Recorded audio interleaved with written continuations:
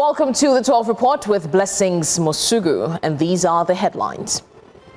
Federal High Court nullifies PDP's November 15 convention, bars Turaki-led NWC from parading as national officers. Fresh militant attack in Borno State kills dozens, soldiers and civilians among the dead. Burkina Faso junta set to dissolve all political parties' assets to be transferred to the state. Now we have our reporters stationed in different parts of the country and beyond. Emmanuel Bagudu joins us from Kano State, while Idong Joseph and Aishat Saliu joins us from Abuja. We also have Israel Iferobo joining us live from Lagos. We've got the details in a moment.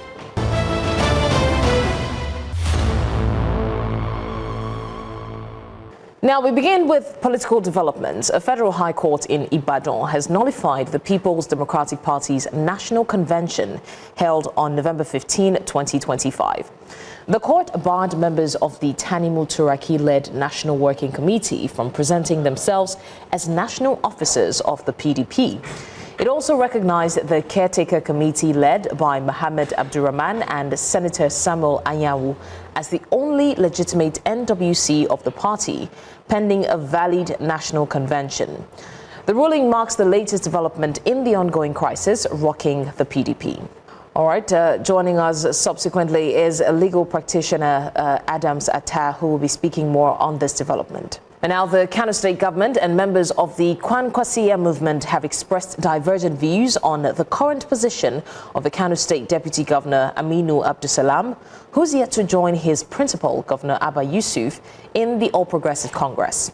Now, State Commissioner of Information Abdullahi has reportedly called on the Deputy Governor to resign from his position if he won't join Governor Abba Yusuf and other members of his cabinet into the APC.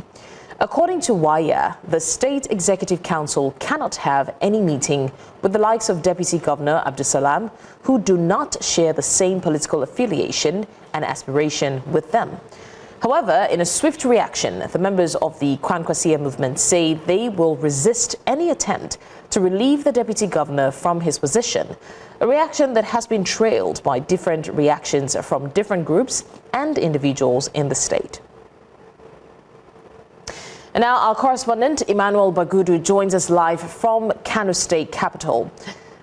Emmanuel, the fate of the Deputy Governor is now a bone of contention, as we know. How important would you say that this issue is of the Deputy Governor's resignation? Yes, very important in the sense that, of course, governance is actually being affected because so far so good. We have 6 commissioners, 6 members of the cabinet who have resigned, including directors of MDAs who have resigned. And of course, the reason is not far-fetched. They made it clear that they do not have any, they don't have any alignment. They don't seem to be having any kind of political aspiration, which is the same with that of the governor. And they are not at par, so they have to leave. We're talking about Commissioner for Special Duties, Commissioner of Sport, Commissioner of Internal Affairs, very serious offices, very currently vacant. And then, of course, Director of Kano State Pilgrim Welfare Board, and then a lot of very important offices. They are saying that they are going and because they believe that the governor has taken a different direction, which they are not at par with. And for that, the state government, through the state spokesman, the image maker, Ibrahim Waya, are saying that deputy governor should also follow suit. That you see that it's an issue of saying that governance is currently at the halt. Since this situation they are facing, they are just politicians and actually not concentrating on governance as well. All right, Emmanuel, we're close to the half of the year, or the half of the first quarter of the year. Are these issues not affecting governance, in any way? Yes. It's something that the Kano State government has to come out to defend, and it's an allegation that is everywhere in the state.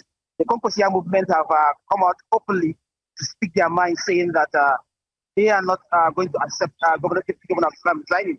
And of course, we have also seen a statement this morning from the NNPC office in the state. The NNPC chairman in the state, the spokesman also said that they don't want the governor to resign, which means certainly the government has to come out probably to tell the people whether they actually concentrate on governance or politics, because it's a very big, serious matter that requires a lot of attention.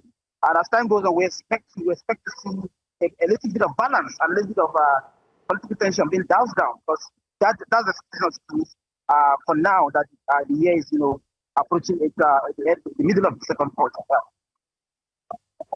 All right.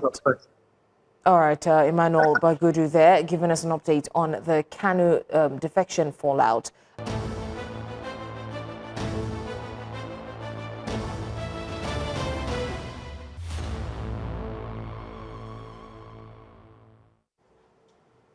All right, many thanks for staying with us. Now, before we went on a break, we're still talking about the defections, and we have a legal practitioner with us right here in the studio, Adam Zata, who will help us make sense of the development. Thank you for still being here. So I want to find out, what is the full legal implication of the federal government High Court's decision to nullify the PDP's convention? Whether we like it or not, a decision of the court is a decision of the court. So except it's set aside on appeal. And as it is now, that's the decision of the court. So the division in the party, there are room for them to see settle before 2027, but the court's decision is certain as to the leadership of the party. And the court, the decision of the court today set aside the convention that was held last year in November in, Oyo State. So you see the division is not healthy for the growth of our democracy in PDP. So, while the court has recognized Abdurrahman Samuel Ayanwu Caretaker Committee as the only legitimate NWC, the PDP also insists that the Turaki-led NWC remains intact pending the appeal. So, can both positions legally coexist? No, because you see, until the judgment of the court, no matter how defective the judgment of the court is, and in this instance, we cannot describe it that it's a defective judgment. A decision of the court subsists until it's set aside. So whatever PDP, the group of, Makinde and others, whatever they are saying, they are on the frolic on their own. It's better to them to unite together and come together as one force in view of the forthcoming election. Otherwise, they will continue to junket from one unit to one unit, and then at the end of the day, you see result, nothing. So the decision of the court is still the decision of the court until it's set aside. Okay. Now, this ruling has widely been described as a win for Wike's camp. Would you say that you share that sentiment? Yes, I agree with it, because the adverse party, the people that went to waste money at the Ibadan convention, they are not serious, because there is even a subsisting order of the court before they went ahead to conduct that convention. You see it? The best thing for them to have done is to set aside that order of the court. So as it is, as I'm speaking to you right now, Wike camp is leading, is winning them. 50 over 100. I even give it to them more than 50%. So whether we like it or not, I give it to the Wike's camp. They're on top, and you see in all the decision of the court continued to recognize them. Even the order of the court as at last year before the convention, the court recognized them as the legitimate leaders of PDP. And even the decision of the court today, the court set aside the Turaki's camp and then affirmed the Wike's camp as the rightful, leaders of the PDP. So how will you describe that? Okay, so given the zoning disputes, the accreditation delay, and of course the security disruptions, would you say that this will affect anything in the future? Yes, it will, definitely, because all this needs to be put on board. The government needs to ensure that all this needs to be taken care of, and even the internal crisis in all the parties. If you look at most of the parties, the major three parties, ADC, PDP, and APC, whether we like it or not, they are internal disputes. So I'm very optimistic that most of the parties will put their house in order before 2027. But however, PDP is not serious. You can't eat your cake and have it. It's not done.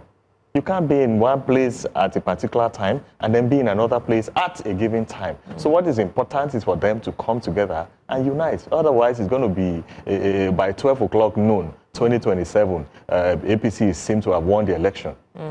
So, while we're at it, I want to get your view on the one-party system. Now, they have debunked, extensively that it's not a one-party system. But seeing the level of defections and all, what would you say your view is on that? Let me start by saying that 2027 is the APC against the people of the Federal Republic of Nigeria.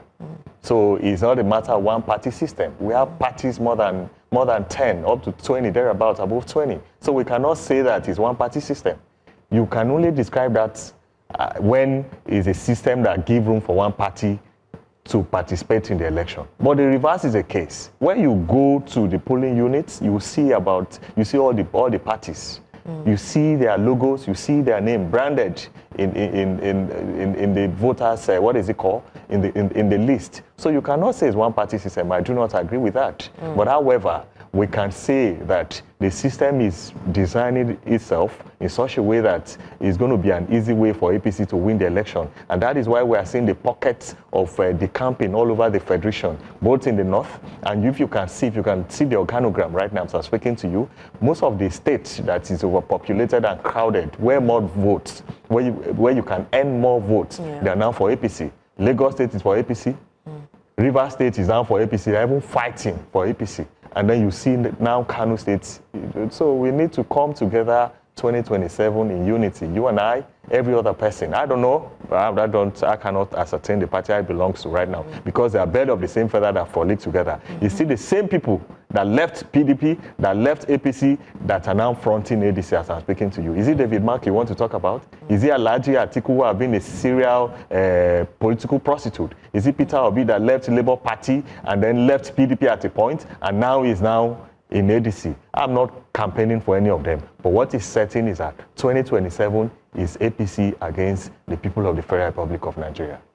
All right, legal practitioner Adam Sata, thank you so much for joining us. I mean, one major question is it's left to see what happens come 2027 with all of these defections and all of this drama going on. I mean, Nigerians are watching and we're looking forward to seeing how this turns out. Thank you for joining us. Thank you for having me today. An absolute pleasure.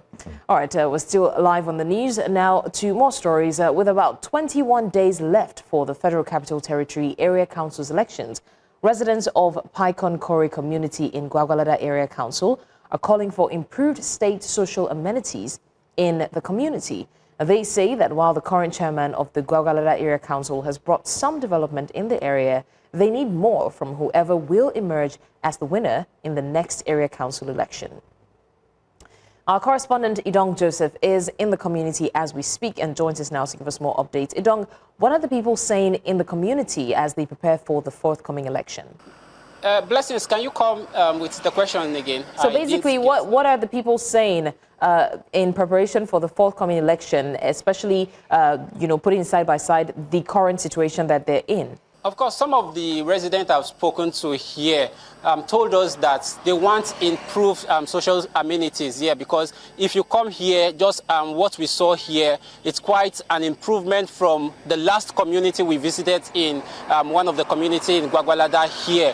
And that community, you get to see only one school, and the school is just a primary school. They don't have a secondary school, not even a junior or the senior secondary school. But here you get to see a junior secondary school here at my right-hand side, and though it's there are no students inside and no teachers inside, and on my left-hand side here you get to see the senior secondary school, the junior and the senior secondary school, both in one building. And though it's locked because teachers in the FCT are on strike. And you get to see motorable road here compared to the last community where we visited, where there is no motorable road. Residents lamented the bad road network to Gwagwalada town. And here also you see street light. Well, even in terms of water, in the community here, there are several pipe-bomb waters here where residents who are in need of water can go get water for themselves. And those who are buoyant enough have boreholes in their houses where they can make supply for themselves.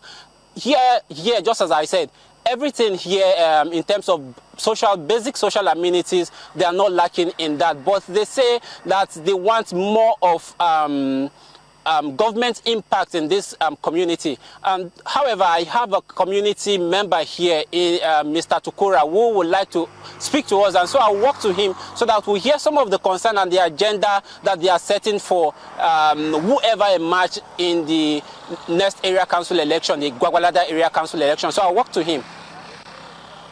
Okay, good afternoon, sir. Yeah, good afternoon, sir. Yes, please, just help us look at the camera. Okay. And what's your name? Kabir Adamu Tukura. Okay.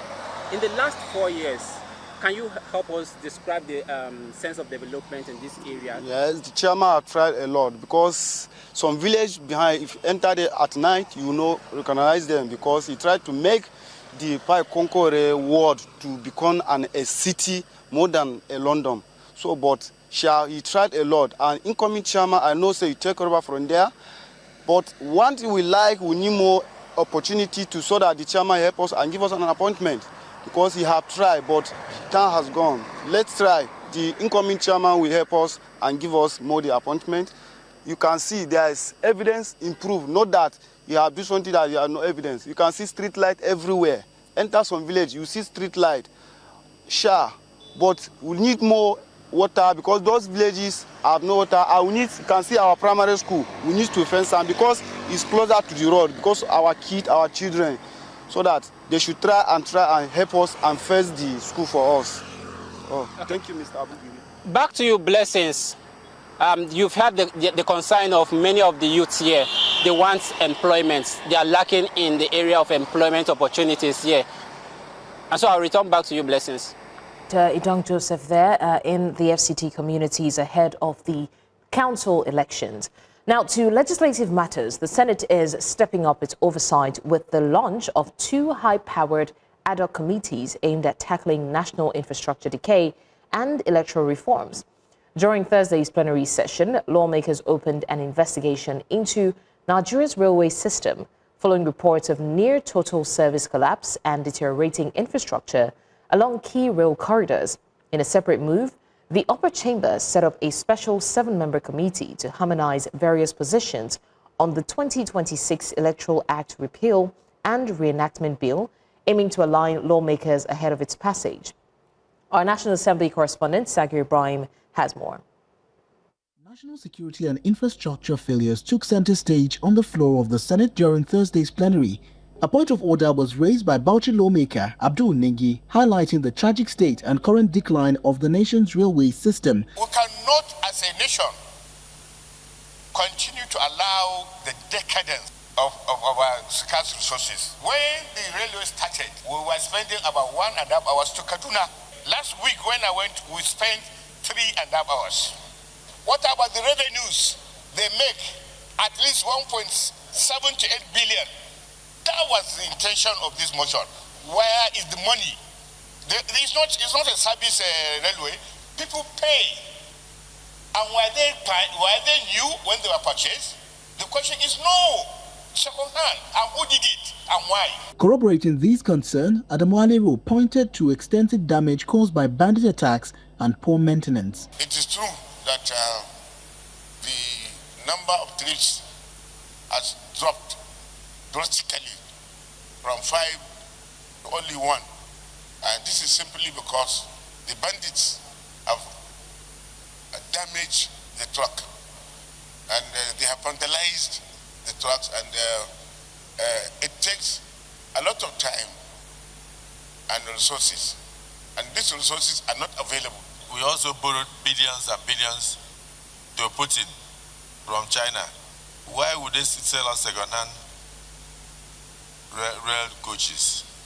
What about the rail tracks? Why second-hand? So we have a responsibility as a Senate, founded in the Nigerian Constitution, to ask questions, to look into these things, and to correct them. We have always said that we're a corrective parliament.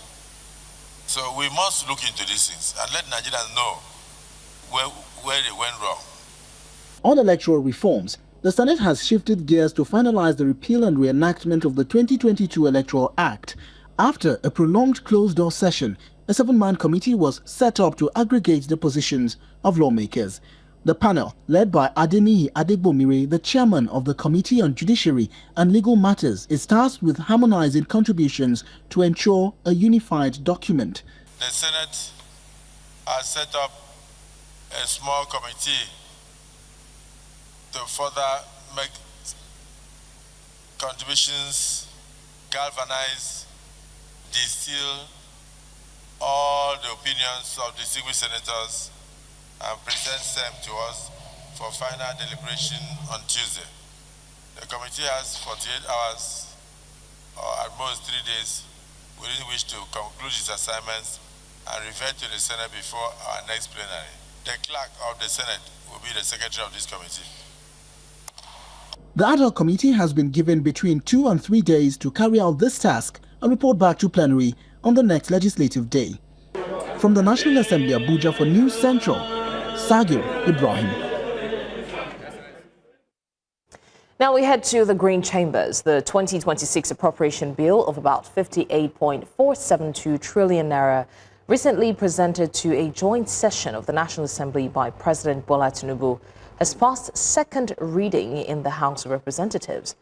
This followed an agreement by lawmakers to suspend scrutiny of the proposed budget, referring the process to its relevant committees, where representatives of government ministries, departments and agencies will be invited for defense. A House of Representatives correspondent, Idong Joseph, reports. The debate on the proposed 2026 budget seeking to approve the sum of 58,472,628,944,759 naira commenced with a brief remark from the leader of the House, Julius Ehonvere.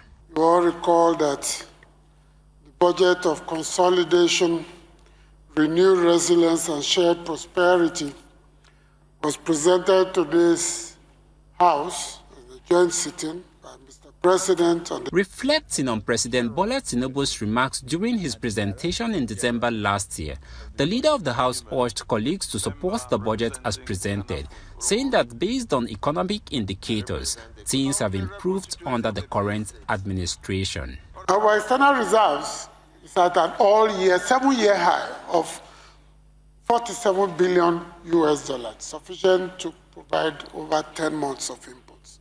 With a revenue expectation of 34.33 trillion naira, capital expenditure of 26.08 trillion naira, he says that the House is committed to ensuring that the promises made by the President during his presentation are fulfilled.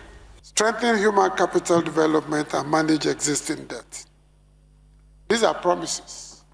I also know that those of us in the National Assembly, especially the House of Reps, were committed to ensuring that these promises are actualized. Meanwhile, lawmakers, through a voice vote, collectively agreed to further debate and scrutinize the 2026 budget by relevant standing and subcommittees of the House. If we are comfortable with the professorial introduction of this budget, we can go ahead and put the question. Those in support of this motion should say aye. Those against should say nay. The ayes have it. Earlier, a validatory session was held to celebrate the clerk of the House, Yahaya Danzaria, who is set to retire from the civil service in a week's time. Lawmakers went into an executive session that lasted for about 30 minutes. The House then adjourned plenary session for 2 weeks to dedicate time for the defense of the budget by government ministries, departments, and agencies. In Abuja for News Central, Idong Joseph. Now, away from that, the Independent National Electoral Commission has commenced the second phase of the continuous voter registration exercise in Lagos State. This exercise targets eligible citizens who are yet to register, as well as voters seeking transfers or updates to their registration details. Speaking at a press briefing in Lagos, the resident electoral commissioner, Professor Ayobami Salami, disclosed that more than 139,000 registrations were recorded during the first phase of the exercise. It is important to note that the second phase of the CVR is designed to further expand access for those yet to register and to ensure that no eligible citizen in Lagos State is left behind. As we progress in this second phase, the Commission has resolved to devolve registration operations from local government level to registration areas across the state by taking registration to the grassroots. We are reaffirming our commitment to inclusivity, efficiency, and transparency while deepening public trust in the electoral process. The exercise is free of charge and open to all Nigerian citizens aged 18 years and above. The rotation of INEC voter enrollment devices, IFEDs, amongst arrays will commence on 2nd February 2026 and last for a period of 50 days. That is, from 2nd February 2026 to 10th April 2026. You're live with us on the 12 Report. We take a break now, and when we come back, suspected IS-linked militants killed dozens in Sabon Gari, Borno State. We have the details after the break. Stay with us.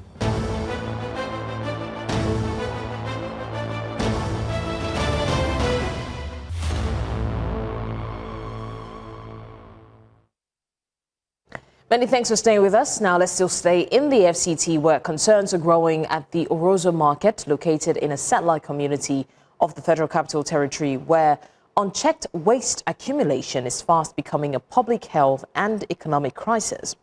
Traders say the situation is affecting daily business activities, driving customers away and putting their livelihoods at risk. And News Central's Aisha Saliu is at the market and joins us live to give us more updates. Aisha, I understand that you're situated at the Orozo market as we speak, and I would like to know from your interactions with the residents there, what are they saying, what is their opinion, and what seems to be responsible for the recurring poor waste disposal? I would say from the last time News Central was here to cover the poor waste management in Orozo, even along the corridor, Karu, I would say not much has changed. It's still the same situation. As you can see behind me, there is a heap of refuse just right behind me, and we have some scavengers down there picking up whatever they can pick, and other people who have come to also dispose refuse, further compounding the issues in this area. And from what the residents and traders here have told us since morning up until now is that this issue gets compounded day in, day out. And they have also said that this didn't used to be the reality before now, that before now there used to be constant evacuation of this waste, but up until when the new Minister of the FCT came on board, it seems as if there is a lacuna in that area, and they have blamed the satellite Towns Development Department of the FCTA for not keeping up with their duty responsibility of ensuring to keep the satellite communities within the FCT safe and clean. But then I have some traders here who would want to bring forth to you their own concerns about what this waste is doing to them as traders and also residents. Good afternoon, ma'am. Good afternoon. Yes, ma'am. I'd like to know your name, please. My name is... I'm a resident. We are Minister Wike to come and help us, because the way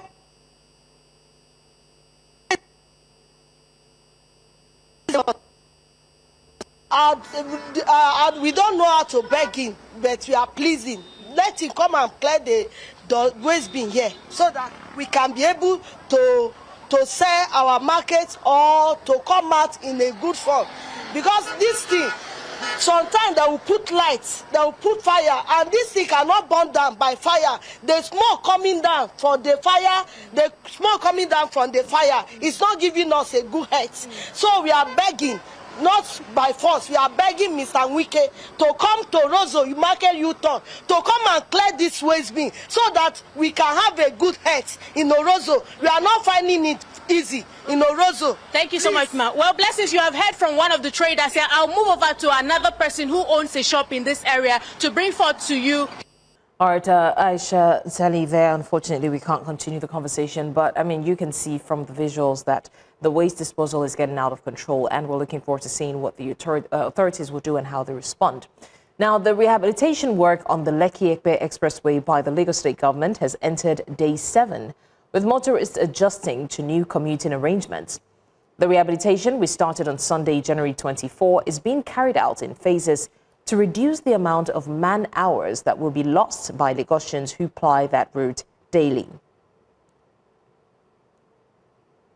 News Central's correspondent Israel Ifarobo is at the site of the rehabilitation work and now joins us on the news for an update. Israel, what is the situation there as we speak? I understand that this is a little past noon, so many people would be settled in their offices by now, but are commuters still on the road? All right, we will definitely come back to Israel and find out. Like you can see in the visuals, there is heavy traffic congestion on the road, and we want to find out what the situation there is live on ground. Let's turn our attention to security matters, where dozens of people, including Nigerian soldiers, have been killed in a fresh attack in Borno State. Local sources say militants linked to the Islamic State carried out the assault overnight Thursday in Sabon Gari, a remote community in the state. A member of the Civilian Joint Task Force, Ibrahim Lehman, said the death toll runs into dozens, with several soldiers still missing. At least 20 bodies, including 5 soldiers, 15 construction workers and local hunters, were taken to a general hospital in nearby BU. Security forces are continuing operations as authorities work to determine the full scale of the attack. All right, let's circle back now to the road closures due to the rehabilitation work going on the Lekki-Ekpe Expressway. Israel, I was trying to find out, I did say that it's already past noon, so people are settled in their offices, but what is the level of traffic congestion there as we speak? Hello, Blessings. Yes, indeed. The level of traffic congestion here on the Lekki-Ekpe Expressway is, as you can imagine, it is heavy. And of course, we all know that it's a 64-day rehabilitation work here on the Lekki-Ekpe Expressway as announced by the Lagos State government. But I need to let you know something, that since this work started last Sunday, it's day 7 right now, and I can say that the work is progressing so fast. If you can see what we have here right now, this is the diversion here at the Igwefo end of the Lekki-Ekpe Expressway, all the way from Ajah down to Chevron, down to Igwefo. It has been fixed already, and the diversion starts from here at Igwefo. What you see right now on your screen is what they have told us is known as milling. They're taking off the asphalt, the old asphalts on the road, and shortly they will be replaced by the new asphalts here on the Lekki-Ekpe Expressway. So this is the progress report that we can report at this point in time. The level of traffic is indeed high, but I do think that the work that is being done here is worth the stress that Lagosians are going through at this point in time. They did say to us, the government that is, that there will be diversions here and there, so we should brace up. But so far so good. In the last 7 days, a particular stretch of the road has been fixed, and beginning from today, what you see on your screen right now will be from here all the way to Agungi and then Chisco. So this is the progress reports that we can let Lagosians know right now. It's a 64-day rehabilitation work, and so far so good. It seems to me like the work is going on pretty well, notwithstanding the heavy traffic that has built up here on this road. Blessings. All right, Israel Ifaroba there on the Lagos Road rehabilitation, and like you can see right behind him, the traffic congestion on that road. Thank you once again to Israel for being on the ground to cover that. Now, the Benue State Police Command has confirmed that 4 suspected bandits were killed during a security operation in Orokam, Ogbadibo local government area. The incident occurred during a routine stop and search exercise conducted by operatives of the Operation Zenda Joint Task Force at a police checkpoint in the community. Police authorities say the suspects were intercepted while traveling in a black Golf 3 vehicle and reportedly resisted arrest during the search. The situation escalated into a gun battle after some of the occupants opened fire on the operatives. The police responded, resulting into the deaths of 4 suspects, while another escaped into a nearby bush. Items recovered at the scene included an AK-47 rifle, ammunition, the vehicle, and suspected charms. Investigations and manhunt efforts are ongoing. Now, staying in Borno State, where the government has completed another successful repatriation exercise with 705 Nigerian refugees, representing 85 households returning from Minua refugee camp in Cameroon to Banki, Bama local government area. The returnees had spent over 11 years in exile following displacement by insurgency. News Central's Umoru Kirawa, who has been following the repatriation, reports. Governor of the Far North, Mijinyawa Bakari, is bidding farewell to Nigerian refugees who have stayed here for over 11 years in Cameroon. No one will be forced to go without his consent. That's the main object. And here we are on behalf of the head of state and the presidential couple to thank those Nigerians who will stay in Cameroon for more than 10 years. And once back in their country, they have to be responsible.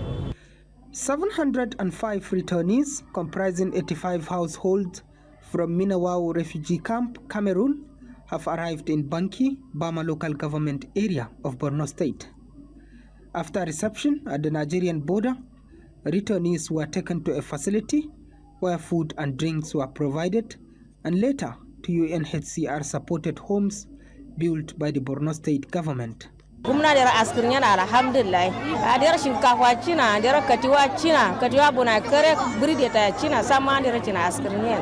Officials reassured returnees of ongoing government commitment to their welfare and security. Professor Babagana Umar Zulum has given a return package of 100,000 naira to every head of household, 20,000 naira, a wrapper and mattress to every wife. The Refugee Commission, through the Honorable Federal Commissioner, Honorable Tijani Ahmed Aliu, like those of Pulka, have given them a bag of rice, a bag of beans, a bag of millet, seasoning, cooking oil, and all other essential food items. We want to thank the government of Borno State for his commitment and resilience towards bringing these people back. If it were not for him, I don't think this exercise would have been fruitful.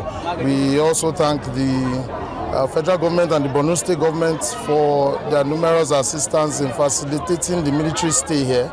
The return to Banki is part of broader effort to facilitate safe, dignified and voluntary repatriation as stability gradually returns to affected communities.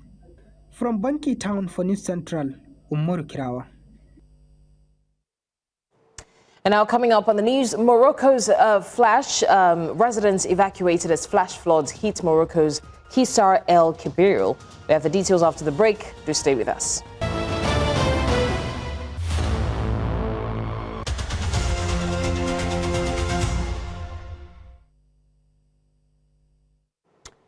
All right, to stories outside Nigeria now. Burkina Faso's military government says it plans to dissolve all political parties more than 2 years after seizing power and suspending party activities nationwide. The announcement was made on Thursday following a cabinet meeting chaired by junta leader Captain Ibrahim Traoré, who came to power in a September 2022 coup. Political parties have already been barred from holding public gatherings, though they were still allowed to operate internally. The government now says that will change. In a statement, the presidency said the large number of political parties had led to abuses, deepened divisions among citizens, and weakened the country's social fabric. Territorial Administration Minister Emile Zebo said the draft law dissolving political parties would be sent to the Transitional Legislative Assembly as soon as possible. He added that the assets of dissolved parties would be transferred to the state. And to Morocco now, where authorities in northern Morocco have declared a maximum state of alert in the city of Kissa El Kebir as the Lucos River continues to overflow its banks following days of exceptional heavy rainfall. Residents have been evacuated from flooded neighborhoods, some transported on the backs of trucks to safer ground after water overwhelmed homes and streets. Officials report water levels rising to nearly 1 meter in low-lying areas, overwhelming drainage systems and prompting emergency measures across the region. In response to the crisis, local authorities, including civil protection services, security forces, and water management agencies, have launched large-scale emergency operations. Temporary sandbag barriers and protective embankments are being installed in the most vulnerable areas to curb further flooding. Authorities continue to warn residents to avoid riverbanks and stay alert to official advisories as they battle what has been described as one of the most severe flooding events in the city's recent history. And the South African Air Force Base, Zwartkop in Pretoria, was a hive of activity this morning with impressive fly-pasts by military aircraft in celebration of the Prestige Day parade. In addition to the parade, the South African Air Force is also celebrating its 106th anniversary since its establishment in 1920. Following its years of existence and priding itself on being one of the oldest air forces in the world, this day is set aside to honor and celebrate the rank and file of the Air Force, who are sworn to ensure South Africa's security and safety. Our News Central's correspondent, Bongani Siziba, is on ground with more of this. Yes, a very good afternoon to you and the NC viewers at home, reporting live from the SWAT military base here in Pretoria. And this is a proud home of South African Air Force. And today, as you can see behind me, a wing march is ongoing, a celebration of a significant milestone, the annual Prestige Parade, a grand event that celebrates the rich history and dedication and the excellence of the Air Force here in South Africa. And this week the South African Air Force is shining a spotlight on these members, their hard work, their accomplishment, beginning with the Sports Award evening, which honors outstanding athletes and their achievement. But today all eyes are on these military, on this particular Prestige Parade. This parade isn't just a display of aircraft and military mighty. It showcases the cutting edge capabilities and assets that keep our skies safe, from the fighter jets to transport planes and advanced support system to comprehensive demonstrations of Air Force strength. So today what we are witnessing here, it's units of quadrants from across the country complete here, showcasing their excellence in flying, training, maintenance, support and protection. So this event today pays a tribute to the dedication of the service members, celebrated and honored for their exceptional service over the past year. So the core purpose of this Prestige parade is not only to demonstrate what we are seeing here, but also it's the pride and unity within the force. So this is a momentous occasion for these Air Force people, celebrating their excellence, services and also the national pride. But we continue to monitor this event that is happening here, and for now it's now back to you in the studio. Now, the National Agency for Food and Drug Administration and Control, NAFDAC, has resumed full enforcement of the ban on alcoholic drinks packaged in sachets and small bottles under 20 or 200 ml. The agency says this move is backed by the Senate and the Federal Ministry of Health, and it targets only the packaging, not alcohol production itself. Bigger bottles are still allowed. Now, no company has been shut down. The focus is strictly on sachets and small-sized bottles that make alcohol cheap, portable and easy to access. I'm not here to talk about the big bottles or the small bottles, but we're talking about the impact of access. Now, why is this happening in the first place? NAFDAC says sachet alcohol has become a public health concern, especially among young people, including children. These products are cheap, easy to conceal, and widely consumed by minors and vulnerable groups. Our regulators linked them to rising addiction, road accidents, school dropouts, and health complications. In short, they believe the packaging makes abuse much easier. But the question remains, will banning sachet alcohol actually stop people from drinking? And that's what the people have been asking. Well, realistically, no. Alcohol consumption won't magically disappear. But what this policy does is make access harder, especially for underage drinkers, and reduce impulse consumption driven by low cost and availability. And once that is done, will reduce the level of road accidents, school dropouts, and even access to minors. Public reaction has been mixed. Health advocates are backing the move, while small traders and manufacturers worry about lost income and jobs. Some Nigerians see it as overdue. Others see it as another policy that hits the poor hardest. In the bigger picture, the goal is harm reduction, not prohibition. So if enforced fairly and paired with education and support, well, this could reduce abuse, reduce road accidents, reduce school dropout, and improve public health and save lives altogether. And that's your postscript. Now, before we go, let's take a look at what's happening in the sporting world. Nigeria's senior men's handball team remain in contention for the 2027 IHF World Championship after securing a spot in the 5th place decider against Angola. And victory would mark a historic return to the global stage for Nigerian handball. Favor Itua, are you ready for us? Yes, of course, Blessings. Our handball team, the Golden Arrows, are looking forward to get past Angola later today and, of course, hoping to secure the ticket to the World Cup for the first time in 1999. Many more to talk about during in the game in the next few minutes. All right, well, you've heard it. Stay tuned on In the Games, and that's all on the 12 report for today. Do want to send your eyewitness report to the WhatsApp number on the screen because we want to see what you see. And also follow us on social media. We are at News Central TV. Now, you can watch News Central live on DSTV channel 422, GoTV channel 23, Star Times channel 274, Avo TV, and, of course, live on YouTube.